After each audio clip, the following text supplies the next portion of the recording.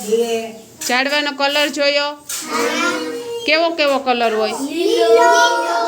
કોઈ આસો લીલો હોય, કોઈ ઘાટો લીલો હોય, કોઈ ઝાડમાં ફળ આવે, કોઈમાં પછી આપણે શાકભાજી આવે. અલગ અલગ ઝાડવાની રીત હોય. શું હોય? તો આ શું છે? કડવો લીમડો છે. શું છે?